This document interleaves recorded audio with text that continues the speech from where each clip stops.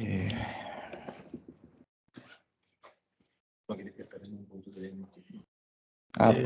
No, ya estaba.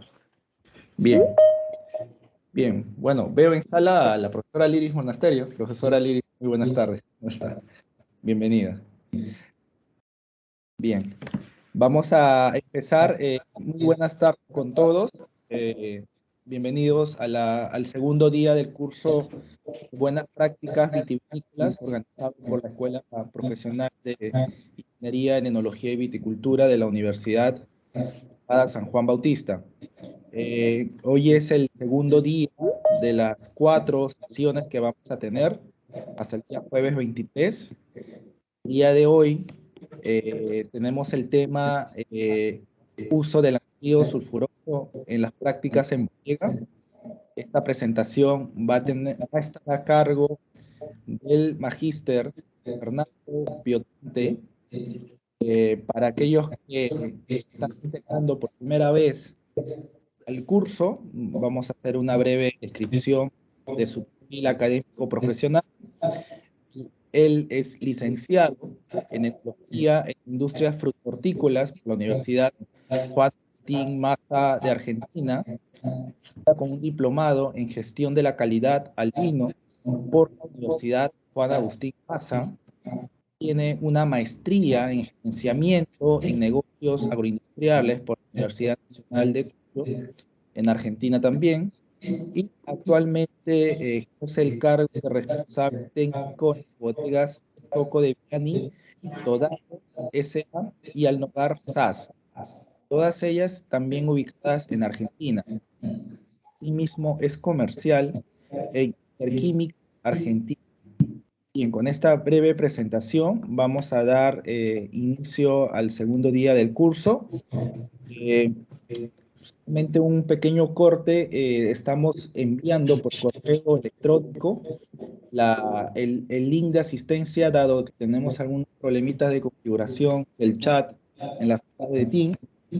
También de manera opcional para aquellos que estén interesados en algún tipo de certificación por asistencia a este curso, también por el mismo medio se estará enviando los links de pago, ¿no? Es importante precisar, porque muchos de los participantes o vienen de un curso anterior, que para aquellos que estén interesados en la certificación, en el correo mismo deban enviar el voucher de pago y también una copia de su documento de identidad. El documento de identidad tiene por finalidad de escribir, tal cual figura en su DNI, el nombre en el certificado.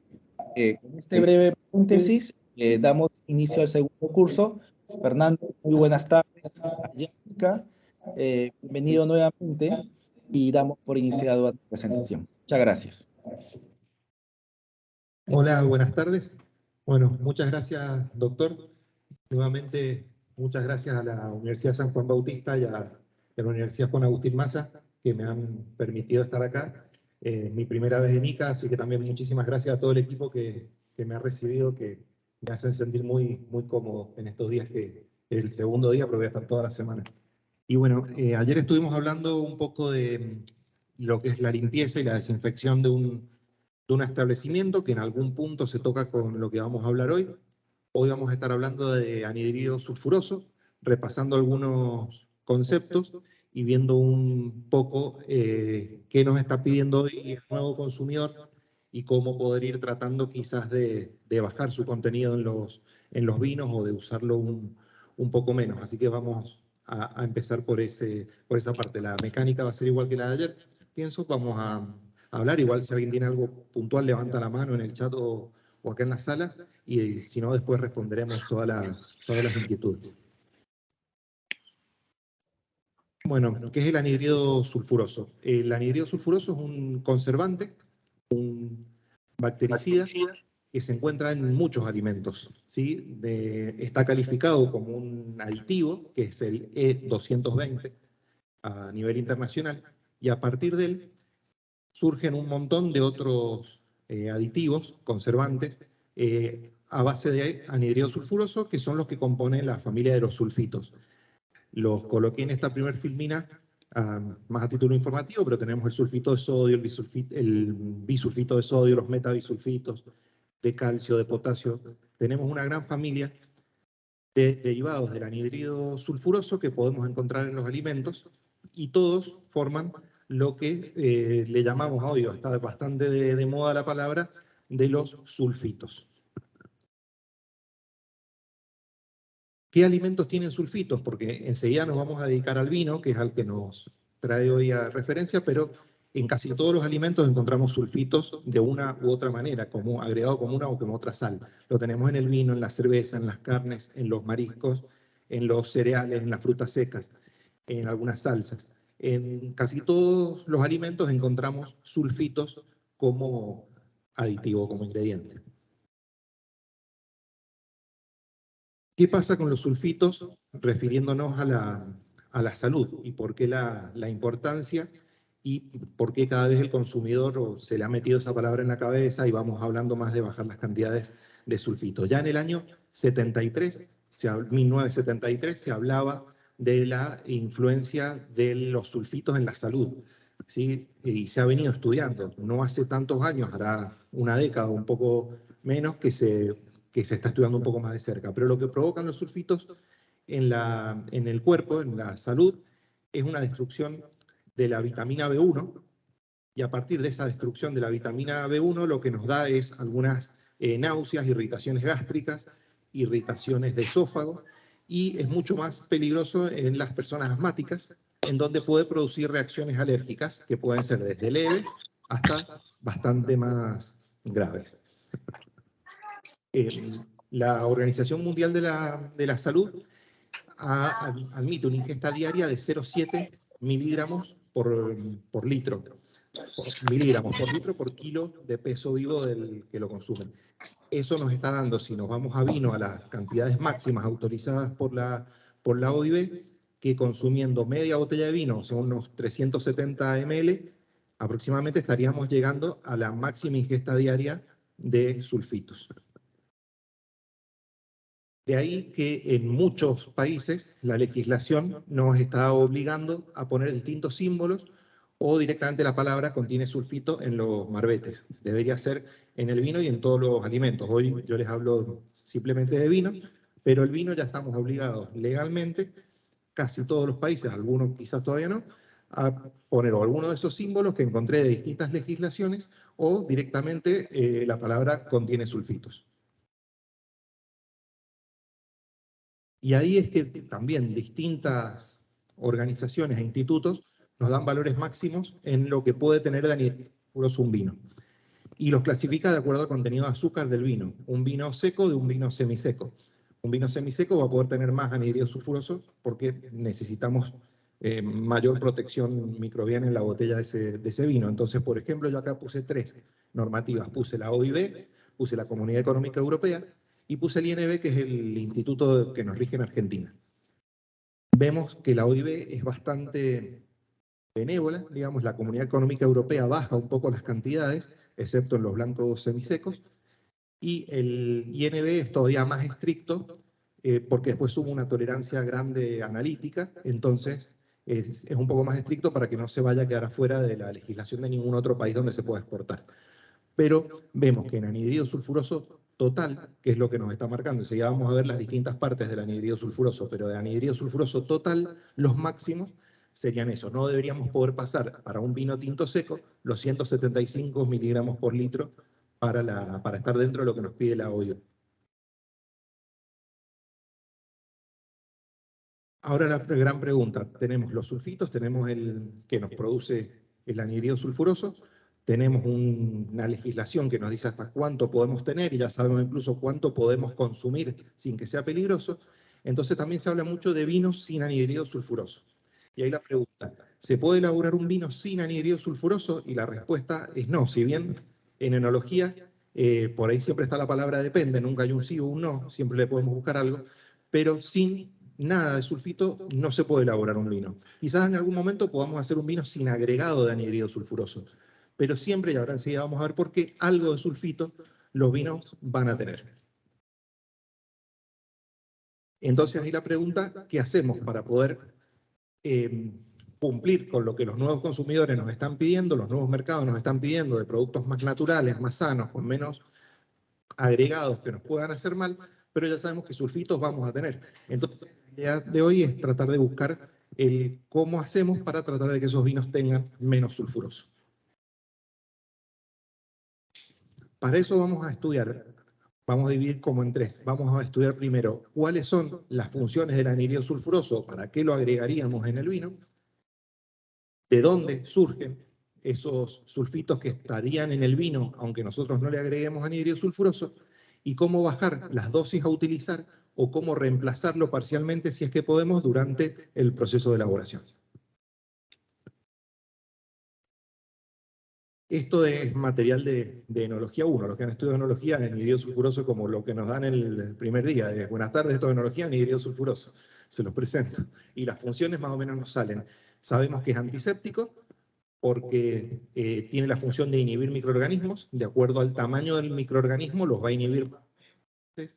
También se le dice que es selectivo, porque inhibe mucho más a las bacterias que las levaduras, ¿sí? Entonces nos va a permitir, si lo agregamos en molienda, un inicio de fermentación más limpio, con menos bacterias en el medio. Sabemos que es antioxidante, porque también se combina con el oxígeno libre, que pueda venir en el mosto, que pueda venir en el jugo de uva. Si bien eso es una reacción química bastante lenta, que utiliza el cobre como catalizador, pero algo de oxígeno libre nos va consumiendo, nos va neutralizando, y ahí deberíamos tener menos oxidación, sobre todo de algunos aromas, de sustancias aromáticas, a lo largo de la vida del vino.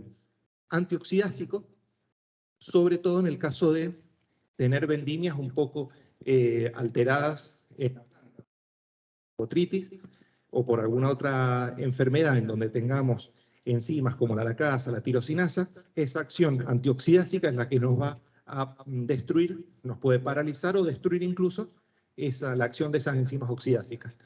Y protectivo, porque también al combinarse, como ya decía, lo vamos a ver, con compuestos como el etanal o los acetaldehídos, evita esas sensaciones en la parte organoléptica del olfato, sobre todo de los vinos ventilados, ¿sí? Entonces esas serían las principales funciones del uso de anhídrido sulfuroso. Ahora, ¿de dónde surgen estos sulfitos del vino? Que algo venimos hablando, lo vengo diciendo, pero van a surgir o naturalmente o los que vamos a agregar. De estos que surgen naturalmente, por lo que yo me animo a decirles que nunca vamos a tener un vino sin sulfitos, porque ahora vamos a ver que también se producen. Hay un mecanismo de reducción de los sulfatos que lo hace la levadura. Durante el metabolismo de la levadura, de la fermentación alcohólica, también se produce una reacción de reducción de los sulfatos, los que nos libera anhídrido sulfuroso al medio. Ese anhídrido sulfuroso depende de la cepa de levadura, de algunas que generan más y otras que generan menos. La Saccharomyces bayanus genera mucho más que la Cerevisiae, y comercialmente los laboratorios que aíslan levaduras y las reproducen para venderlas como levaduras comerciales, buscan cepas que cada vez produzcan menos anhídrido sulfuroso. Entonces, de una Bayanus que nos podía producir hasta 300 miligramos por litro en algún momento, hoy generalmente están produciendo entre 20 y 80 miligramos por litro, depende la cepa de levadura que nosotros usemos en nuestra fermentación alcohólica. No solo las comerciales, las indígenas también nos van a producir anhídrido sulfuroso a partir de la metabolización de los sulfatos. Ahora bien, tenemos ese anhídrido sulfuroso que se produjo y nosotros vamos a agregar anhídrido sulfuroso también, ya sea en forma de metadisulfito de potasio, de solución de acuosa de anhídrido o de gas, ¿sí? Ese anhídrido sulfuroso va a ser el total. Todo lo que agregamos es anhídrido sulfuroso total, que es lo que nos legislan, que es lo que recién hablamos y es lo que tiene efectos sobre la salud. Ese anhídrido sulfuroso total va a tener una parte libre, o sea que va a estar en el medio, y otra parte que va a estar combinada. Los dos van a sumar el total. Vamos a hablar primero del libre y luego del combinado. Pero en realidad es una sola cosa, es lo importante que yo quiero que veamos, que es el anhídrido sulfuroso, ¿sí? Después están diferentes formas dentro de la solución en la que se... El anhídrido sulfuroso libre. El anhídrido sulfuroso libre va a estar de dos maneras. va a estar como ion bisulfito y como anhidrido sulfuroso libre activo, que se le suele llamar, o libre molecular. La mayor cantidad, esto va a ser un equilibrio, perdón, la mayor cantidad va a estar como ion bisulfito. Esa es la ecuación en la que lo vamos a encontrar, es decir, el anhidrido va a estar yendo y viniendo, no es que va a estar de una manera o de otra, por eso está todo dentro del libre. Pero si ahora vamos a ver cómo podemos modificar quizás el pH, vamos a empezar a tener menos ion y vamos a tener más molecular o más activo. Sí, por eso es que digo que esta parte está muy en equilibrio y esta reacción va y viene muy seguido. Como les decía, va en función. Una de las cosas que lo altera es el pH, porque lo vamos a tener más como ácido sulfuroso, que es el... Mientras menos pH, vamos a tener más ácido sulfuroso, que es el molecular, y vamos a tener menos ion bisulfito. Entonces ustedes vean como alterando el pH muy poco en un punto, de un pH 3 a un pH 4, podemos tener 10 veces menos de molecular. A un pH 3 tenemos un 6% del anhidrido libre se va a encontrar como molecular, mientras que a pH 4, yéndonos al extremo de la tabla, solamente un 0,64% de ese anhidrido libre va a estar en forma de molecular o activo. ¿Sí? Este anhidrido activo o molecular es el único anhidrido que a nosotros nos da la función de ser antiséptico y antioxidante. O sea, lo que a nosotros nos importa enológicamente es la parte del anhidrido molecular. O sea que ya estamos hablando que si tenemos un pH de 4, solamente el 1% de nuestro anhidrido libre es el que nos sirve. El resto son sulfitos, formas sulfitos, que a nosotros no nos interesa nada enológicamente y sí pueden alterar la salud del consumidor. ¿Sí? No sé si voy muy rápido, ¿cómo lo llevan? ¿O voy bien? ¿Sí? Bueno, avanzamos.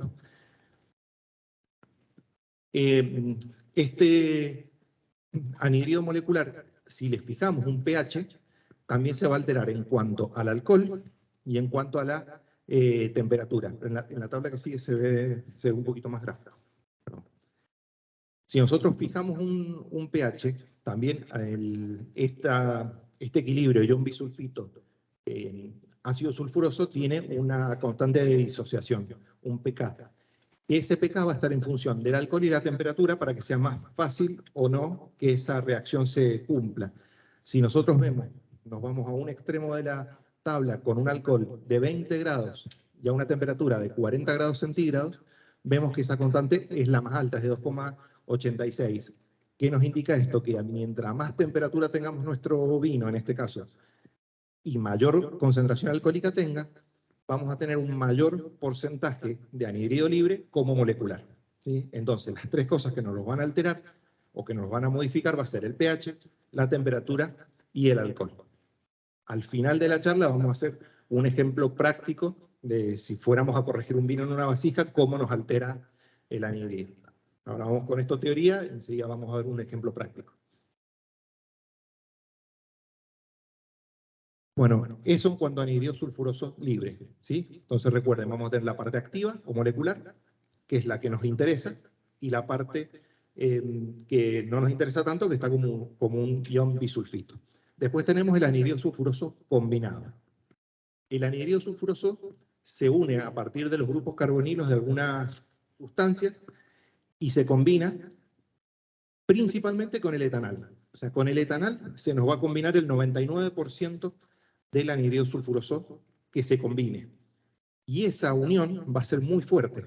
Es casi la única que no es reversible, sino que lo que se nos combina con el etanal ya queda combinado y nunca más va a volver a ser anhidrido sulfuroso libre. Hay otra parte del anhidrido sulfuroso, el otro 1% aproximadamente, se va a combinar con algunos ácidos orgánicos, ácidos cetónicos o de azúcares, derivados de los azúcares, y ese anhidrido sulfuroso sí es más fácil que se descombine, digamos, que se combine o se descombine.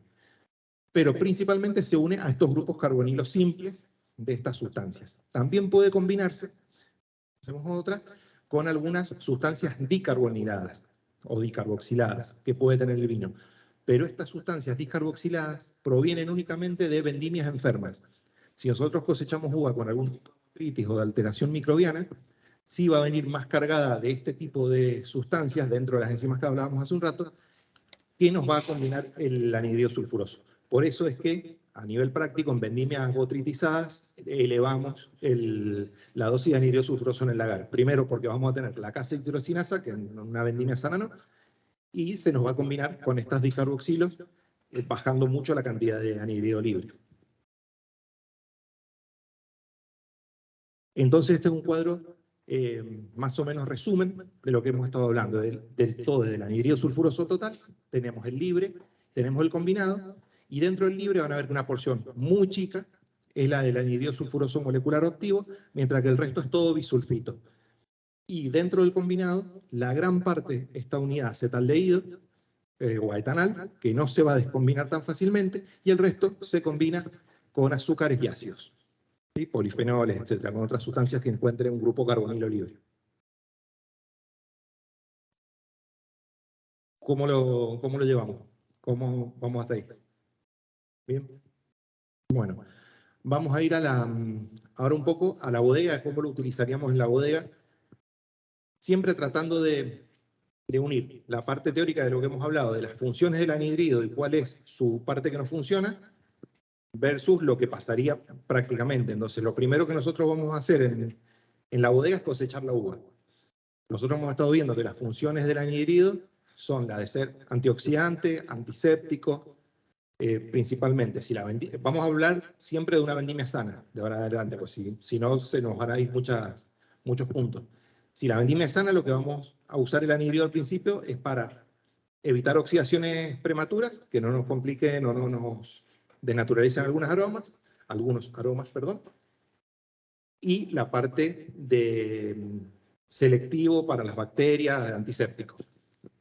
Entonces, si yo quiero usar menos anhidrido sulfuroso, lo que hay que hacer es que esta uva me venga con menos oxígeno disuelto.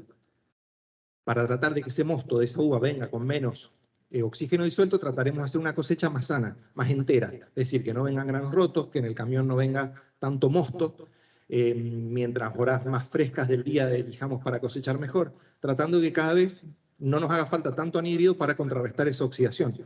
Y sí, y ahí sí nos unimos un poco a la charla de ayer, tenemos en muy buenas condiciones higiénicas el camión, la moledora, las cañerías y todo lo de la bodega bien desinfectado, tampoco vamos a tener una gran cantidad de bacterias o de microorganismos que quieramos separar o que queramos dejar más latente su acción para favorecer a las levaduras. ¿Sí? Entonces ya desde ahí tenemos que ir pensando el vino para tratar de hacerlo con menos cantidad de anhidrido sulfuroso. El manejo en bodega es lo que hablábamos, la higiene completa desde el receptáculo donde cosechamos, ya sea una caja o un camión en carpa o un bins, lo que sea que usemos para cosechar, como ahora la cinta de selección, que veo que acá tiene la selección, la volcadora de cajas, la moledora, las cañerías, la vasija, si es de epoxi, que el epoxi esté sano, no tenga grietas, no tengamos vino entre el epoxi y el hormigón, inoxidable o de plástico, que esté bien limpio. Si vamos a hacer dos tipos de productos en la bodega, quizás decimos, bueno, hay una parte de la finca que está algo botritizada, porque pasó algo y el resto no, o está todo sano, pero quiero hacer una parte de vino más natural que la otra, bueno, separar bien, decir, este pasillo de la bodega o este sector de la bodega va a ser para los vinos que tienen menos anhidrido sulfuroso, y el otro el que voy a hacer tradicional, como lo hago todos los años. Entonces, en tratar de abocar un poco más la limpieza y todos estos cuidados para tenerlo aislado del resto y poder controlarlo más de cerca. Un tema muy importante, el de los insumos enológicos que vamos a usar para ese vino. ¿Sí? En donde también vamos a pedirle al proveedor o a los proveedores que nos traen estos insumos enológicos que no tengan sulfitos, o si los tienen, que también nos avisen y sepamos cuántos sulfitos tienen, porque también vamos a estar agregando sulfitos a nuestros vinos. En la etapa de la elaboración es muy importante la parte de los nutrientes. ¿Por qué? Pues nosotros uno de los nutrientes más usados, más simples de conseguir, es el fosfato de amonio. Bueno, muchas veces muchos proveedores ofrecen o no ofrecen y venden mezclas de fosfato de amonio con sulfato de amonio. O directamente venden sulfato de amonio, ¿sí? Que es mucho más económico y por ahí nos es tentador ir a ver el tema del nutriente. Pero estamos cargando una cantidad muy grande de sulfatos, ¿sí? Una anécdota corta, sin irnos del tema, a mí me pasó en una oportunidad trabajando en una fábrica de espumantes, que como saben tiene una segunda fermentación. Yo compraba estos nutrientes, me vendían un nutriente, le decimos nosotros, así básicamente, un fosfato. Hicimos la primera fermentación, hicimos el bueno base, tomamos la espuma, teníamos el espumante listo, lo mandamos a pedir un análisis para poder exportar y nos lo devuelven con que tenía más sulfatos de lo autorizado. Y no podía ser, empezamos a discutir que no podía ser. Viendo la trazabilidad y viendo lo que había pasado, el proveedor se había quedado sin fosfato de amonio y nos había vendido sulfato de amonio. Nosotros no lo revisamos, es culpa de los técnicos de la bodega, no lo revisamos, lo agregamos y ese producto no nos dejaron exportar. Entonces es muy importante ver qué nos están vendiendo. Otro lugar en donde es muy normal también tener algún problema con sulfatos es en la columna de intercambio iónico, que no sé si acá se usa muy a menudo, pero en la columna de intercambio iónico-catiónico, para bajar pH, la resina se regenera con un ácido, generalmente se regenera con ácido clorhídrico, pero también se lo hace con sulfúrico. En el caso de usar ácido sulfúrico, sí o sí el agua que usamos para regenerarla tiene que ser agua blanda, sin carbonatos, porque si no, formamos ahí nomás sulfato de sodio, sulfato de calcio con la dureza del agua y va derecho al vino. Entonces son algunos ejemplos para graficarles que tenemos que tener cuidado con el insumo enológico que compramos a un proveedor de confianza y leer bien la ficha técnica, más allá de lo que el comercial nos dice, la ficha técnica de lo que vamos a agregar a nuestro producto. Disculpe, al agregar los nutrientes que tienen una carga de sulfato de amonio, como usted nos dice, en los análisis no se pueden ver, como al momento que se haga el análisis de anhidrido total, anhidrido sulfuroso libre. No, ahí repito la pregunta por acá para que, no sé si se escuchó. Sí, repítela. Sí, me preguntan si al agregar algún nutriente con sulfato se determina siendo anhidrido sulfuroso libre o total. No va a sumar como anhidrido sulfuroso, va a sumar como sulfatos, que a la larga son sulfitos, forma parte de los sulfitos, pero no lo vamos a analizar así tan fácilmente, sino que lo vamos a tener que hacer un análisis de sulfatos. Al vino en sulfatos, que también hay una legislación para sulfatos, ahí sí va a aparecer. Y ahí sí te lo puede rebotar algún país que tiene un mínimo de sulfatos bajos, generalmente es 0,8, 1 miligramo por litro de sulfatos. ¿Sí? Bueno, ¿en qué puntos serían los que agregamos anhidrido sulfuroso en la elaboración? ¿Sí? Si bien un poco lo estamos hablando, pero sería en la molienda, que ya lo hemos visto, y luego de que termina la fermentación alcohólica, o cuando termina la fermentación maloláctica, si es que hemos decidido esperar hasta el momento de finalizar la maloláctica. En la molienda o en la recepción de la uva, hay algunos productos nuevos. Yo una vendimia, es algo que está empezando cada vez más, que son levaduras no Saccharomyces, como esta, la Metchicowa Pulchirrima, que son levaduras que se agregan en la uva recién molida, cuando sale de la moledora, ojalá o apenas se llena el tanque. Son levaduras que tienen una fuerte capacidad de bloquear el oxígeno libre y de bloquear el cobre, que es el catalizador de la oxidación. También estas levaduras, al desarrollarse muy enérgicamente, forman una masa muy grande de individuos que limita el crecimiento de bacterias. No van a generar alcohol, es más, se mueren cuando hay 2, 3 décimas de alcohol, se mueren. Lo único que nos van a hacer es preparar el medio para poder agregar una levadura fermentativa y que sí fermente. Podríamos hacer una cosecha sin agregar anhidrido sulfuroso en el lagar si la uva viene sana. Ahora, les digo si la uva viene sana porque estas levaduras sí no tienen acción sobre la lacasa o la tirosinasa. ¿Sí? Estamos hablando de una vendimia sana. Entonces ahí podríamos, y los resultados que yo vi en la cosecha esta pasada son muy buenos, de usar estas levaduras en lugar de anhidrido sulfuroso en la cosecha, en la molienda. Y luego, en el fin de la fermentación alcohólica o en el fin de la maloláctica, como les decía, depende de la decisión técnica en el momento que vamos a corregir, tener cuidado y agregar el anhídrido realmente calculando todos los parámetros que hemos estado viendo. Por eso puse un goterito. Porque no es agregar anhídrido como a veces decimos, o por lo menos en Mendoza decimos lo llevamos a 35 el libre. Y 35 ya es una regla como que 35, no. ¿Por qué 35? A lo mejor con 20 tenemos el mismo efecto que con 35, porque nos tenemos que aprender a manejar por el porcentaje de molecular o de activo. ¿Sí? Entonces, en la filmina que sigue, la idea era hablar un poquito más de eso. La bibliografía habla de que con un 0,6 de molecular, el vino está protegido en lo que es vasija, que es un vino que se supone que está turbio, que no está filtrado, está simplemente trasegado o centrifugado. Con un 0,6 de molecular debería ser suficiente para raya la parte microbiana.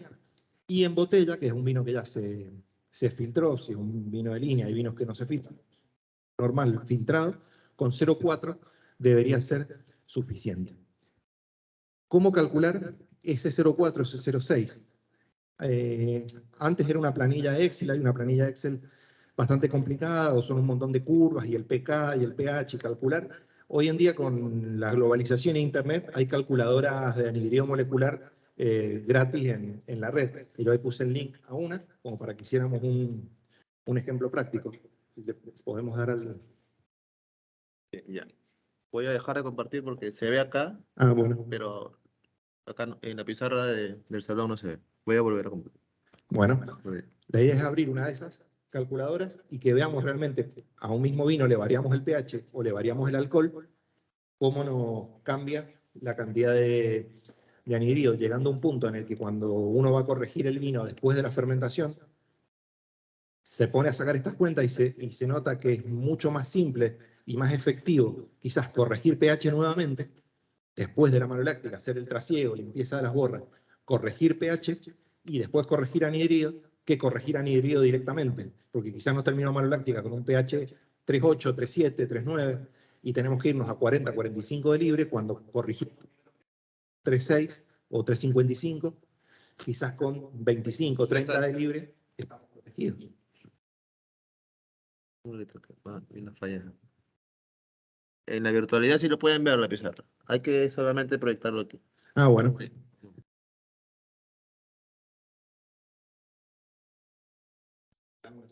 Sí. Esperamos un segundo a ver si lo podemos ver. Sí, ponelo. Que se vea la pantalla.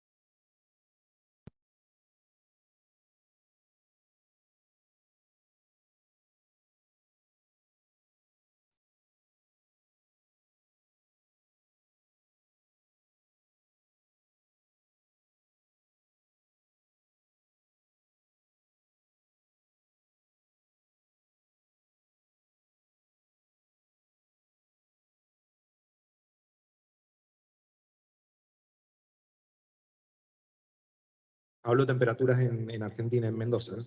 Y vamos a ir llegando al verano y vamos a tener esa misma vasija de vino, a lo mejor en 20, 22. Y no va a ser tampoco la misma temperatura cerca del techo que al medio o en el piso. Sobre todo es una vasija que está a la intemperie. Que así que la temperatura mucho no podemos hacer.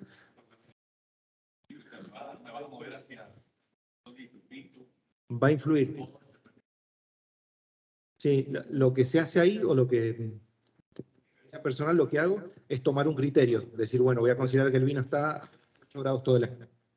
Y cuando es una bodega que no puedo controlar la temperatura. Entonces considero que está a 18, a 16, bueno, y ahí corrijo. No modifico la temperatura, la dejo constante, y sí le pongo el pH y el alcohol que me dio.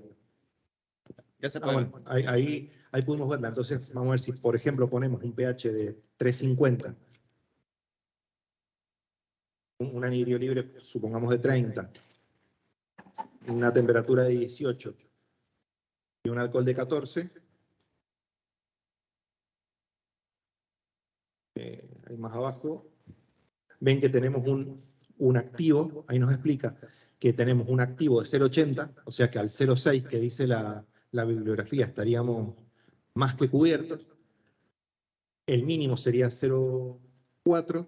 Estamos en una corrección de anhídrido, nos dice que nos están sobrando 15 miligramos para tener el 0,6.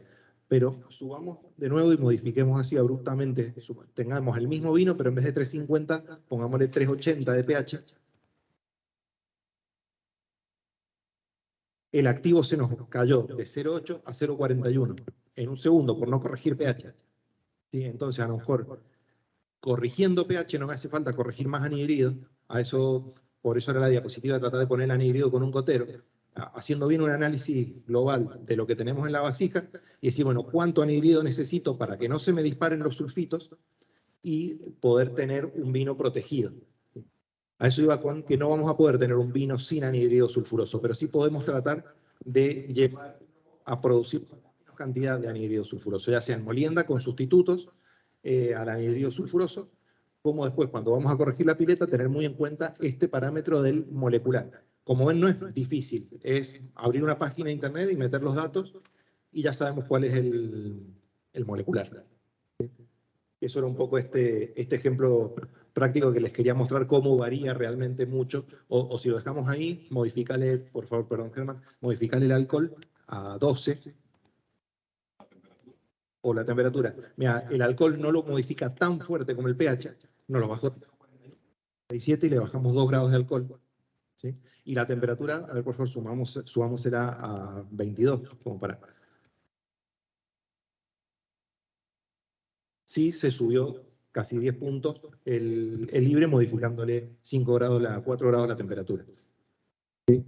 Pero ahí va a ser, es difícil tecnológico, digamos, tener la temperatura estable de toda la bodega, y costoso.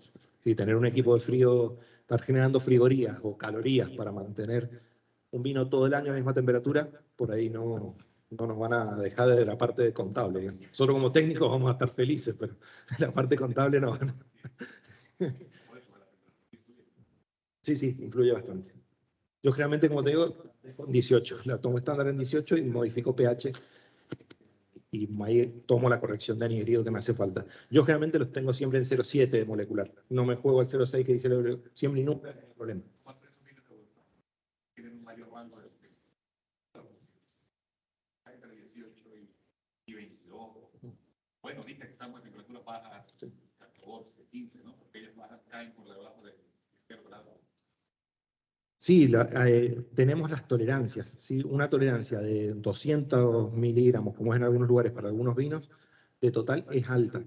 ¿Sí? Entonces no nos vamos a hacer de tolerancia. Yo estoy acá hilando fino para tratar de hacerlo con la menos cantidad posible de anhídrido sulfuroso, pero en ningún caso nos vamos a salir de las tolerancias legales, digamos. ¿Sí? Entonces no deberían tener problema en lo legal, excepto que sea un vino orgánico, un vino natural, en el cual no hay que tener anhídrido, hay que tener la menos cantidad posible. Pero si no, es así. Yo trato de que los vinos sean hechos con la menor cantidad de anhídrido y lo que trato de expresarles es cómo intentar hacerlo. Pero si nos vamos a la tolerancia, se puede manejar, ni siquiera se corrige por molecular y no te pasas del máximo.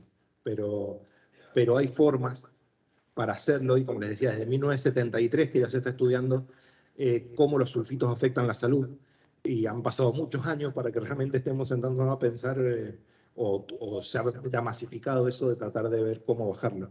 Digamos, antes eran algunas bodegas simplemente las que lo hacían. Bueno, esa es un poco la presentación. No sé cómo estamos. De horario estamos estamos bien. Ahí queda esta. Esta era como conclusión, como conclusiones lo podemos puntear.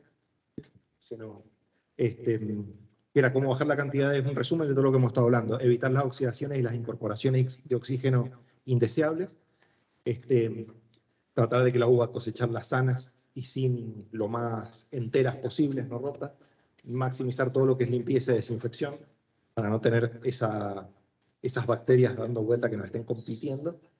Si es posible, no utilizar el anhidrido en la cosecha, en la molienda, y usar alguna alternativa. Verificar el tema de los insumos enológicos, hacer una buena gestión del pH y, por último, tratar de corregir por molecular y no por anhidrido libre, que ya vimos que el anhidrido libre es muy poco lo que nos queda como activo. ¿Sí? Ese es un poco un resumen de lo hablado. Ya. Bien, profesor, muchas gracias. Vamos a la ronda de preguntas.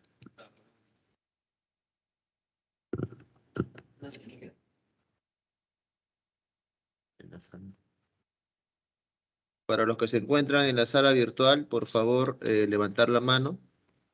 Del mismo modo aquí en el aula, presencialmente. Bien, profesor, tenemos una mano levantada en la sala. Isabel, por favor, adelante.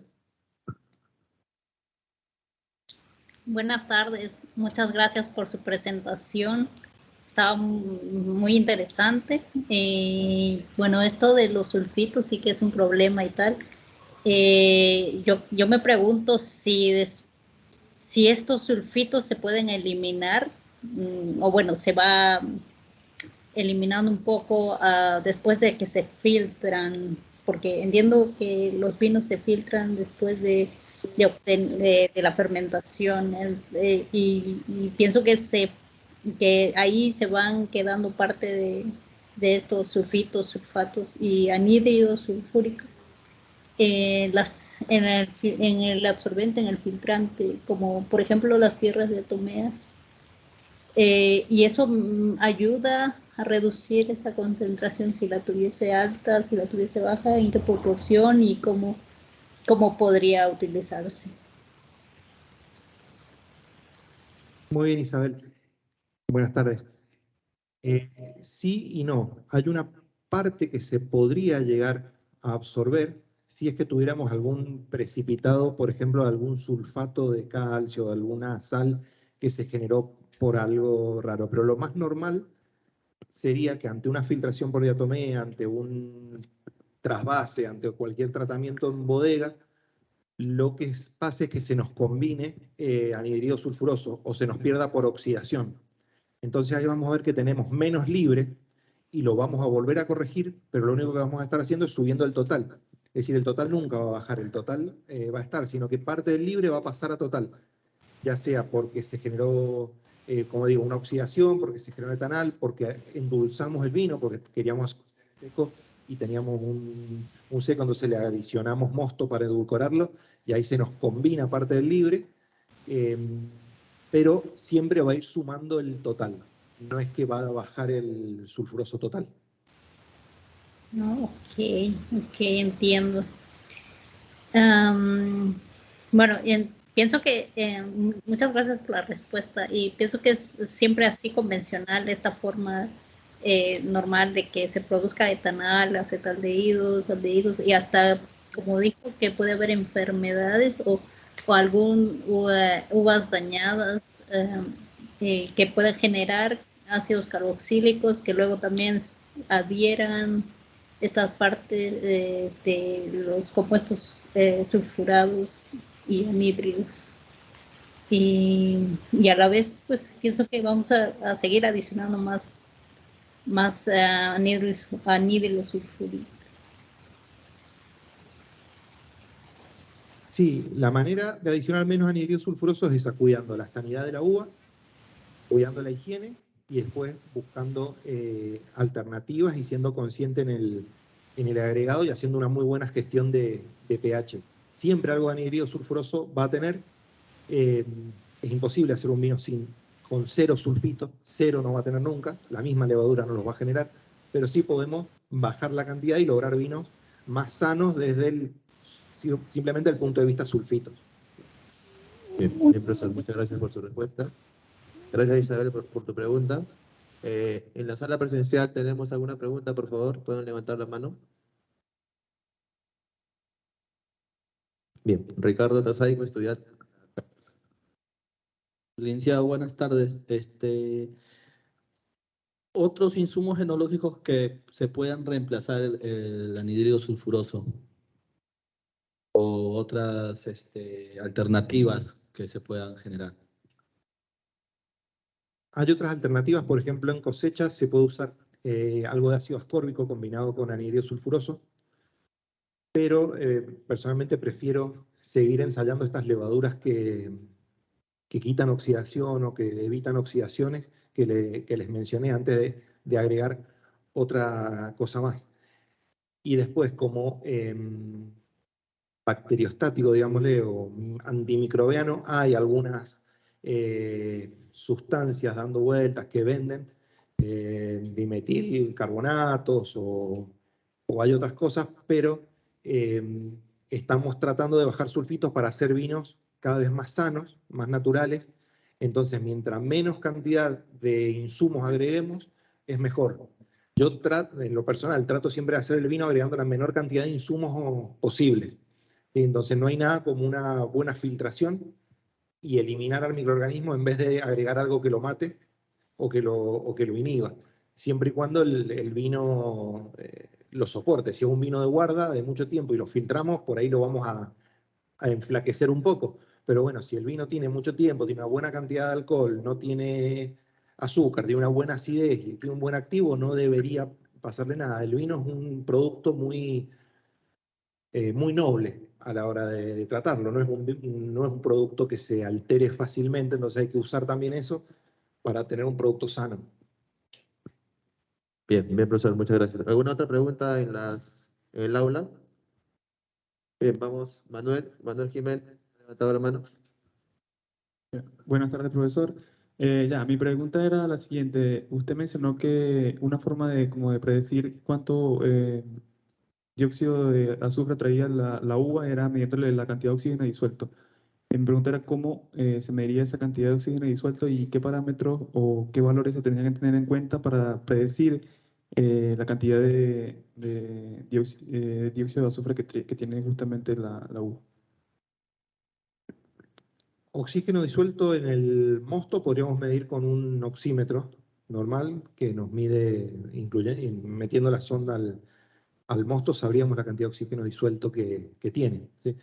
En cuanto a predecir, a lo mejor no me expliqué bien en la exposición, no sabría cuánto predecir exactamente qué hay que agregar para evitar oxidaciones. Sí sabemos que empíricamente el anhidrido sulfuroso se agrega al 5% en molienda y al 12-15% en una uva enferma o con alguna alteración microbiana. No sabría decirte si ese 5% a cuántos miligramos de oxígeno disuelto atacarían o combinarían, ¿sí? Es una reacción muy lenta. Pero sí, empíricamente se usa un 5% de anhidrido en vendimias sanas y hasta un 10, un 15 en vendimias enfermas.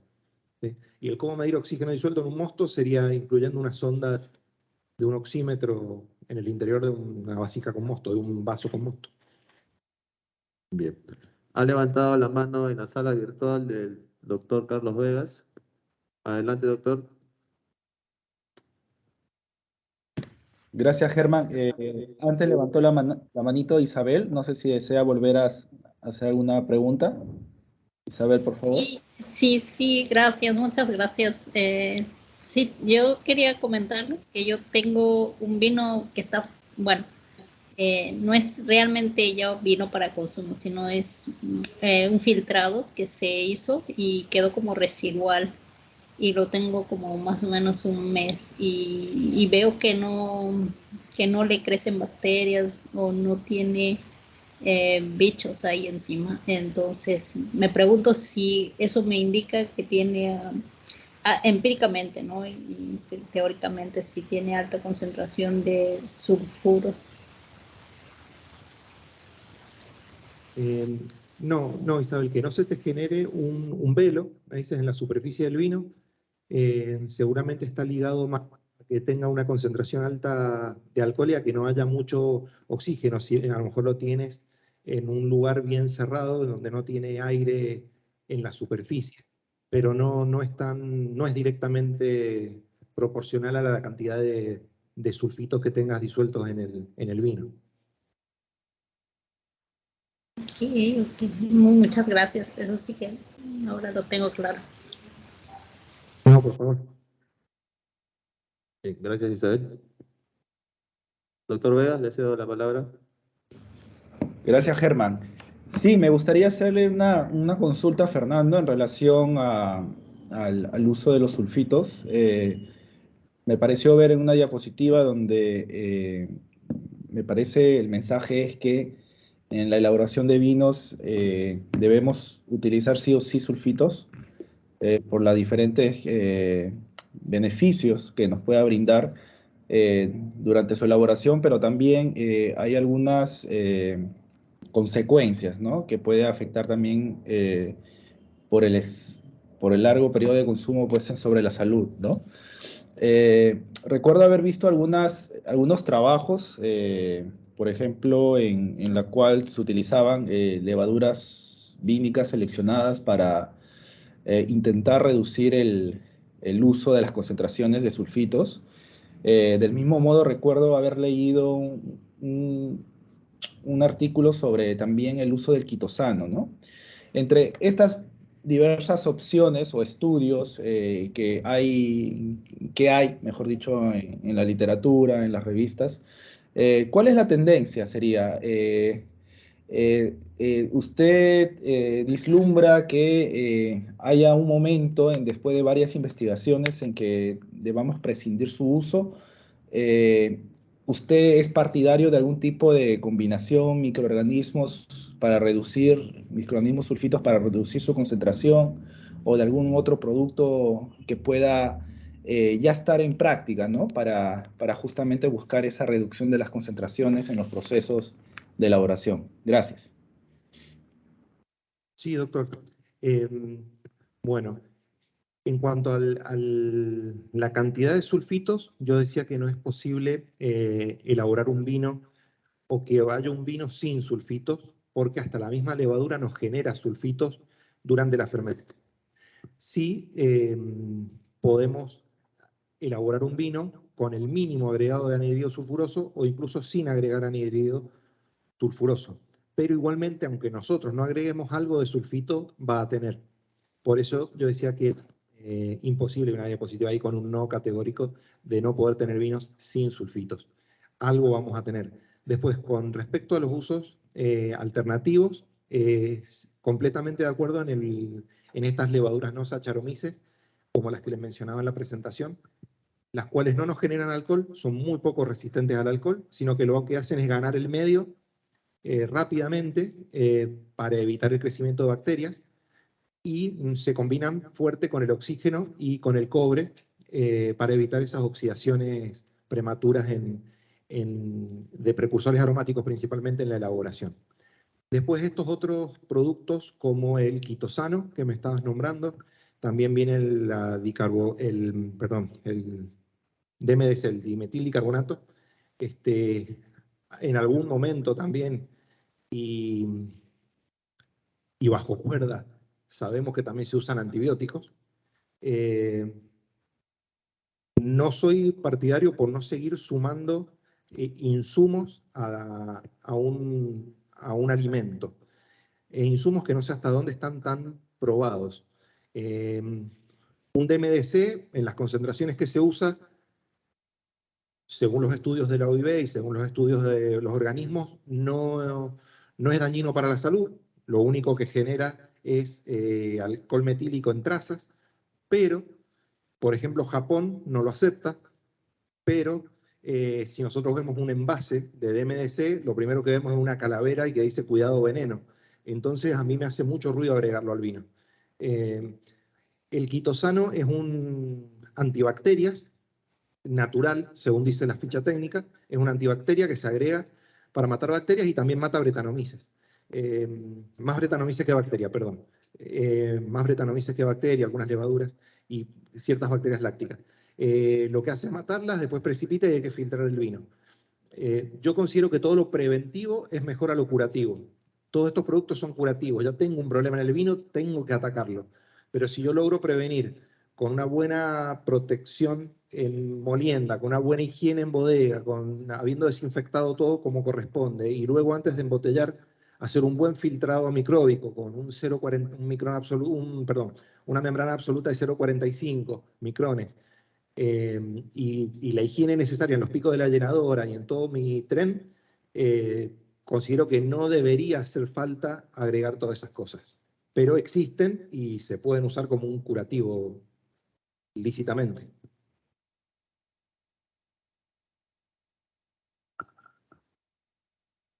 Bien, bien, profesor, muchas gracias por su respuesta.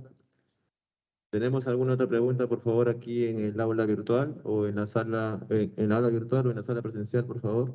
¿Pudieron levantar la mano?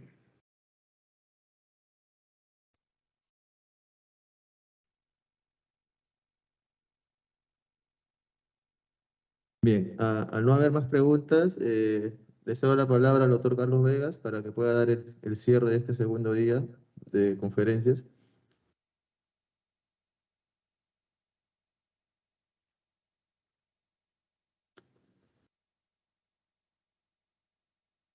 Doctor Vegas.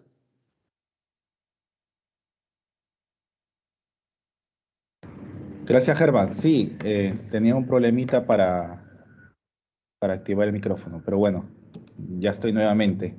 Bien, bueno, agradecer la participación de Fernando Piotante en su segunda presentación del día de hoy. Con esta presentación concluye su participación en el curso, la cual estamos muy agradecidos por toda esta experiencia y conocimientos que nos pueda brindar. Fernando, ¿algunas palabras que deseas realizar para finalizar tu participación en el curso? Bueno, doctor, simplemente palabras de agradecimiento, como dije al principio, lo reafirmo. La verdad, muy orgulloso de haber participado de una actividad de la universidad aquí en Ica, en el Perú. Es la primera vez que venía, como les dije, y la verdad me he sentido muy cómodo. Ponerme a disposición, si surgen preguntas, tienen mi mail, le hacemos llegar la respuesta a quien lo necesite, ya sea del tema de hoy o del tema de ayer, o me abro a cualquier otra cosa que pueda ser de su interés, que yo desde la enología pueda ayudar. Me encontrarán ahí en el correo estoy. Así que muchísimas gracias por todo. Bien, no a ti, Fernando, muchas gracias por tu predisposición también para participar en este curso, que seguro es de mucha utilidad no solamente para nuestros estudiantes, sino también para la sociedad en general que está abocada al sector vitivinícola, ¿no? Bueno, muchas gracias a todos. Con el día de hoy estamos terminando el segundo día del curso. Son 4 sesiones, no olviden. El día de mañana vamos a hablar ya, entrar al campo de la viticultura. Los 2 primeros días hemos hablado bueno, de las actividades en bodega. Mañana entramos a la parte de la viticultura. Vamos a tratar el tema de poda y atada de parras de vid, a cargo de la magíster Cecilia Costa, que también ya se encuentra en Ica. Mañana comenzamos con ella en el mismo horario, de las 14:45 horas hasta las 16:15 horas de Perú. Así que están todos cordialmente invitados y los esperamos el día de mañana. Muchas gracias. Muy buenas tardes.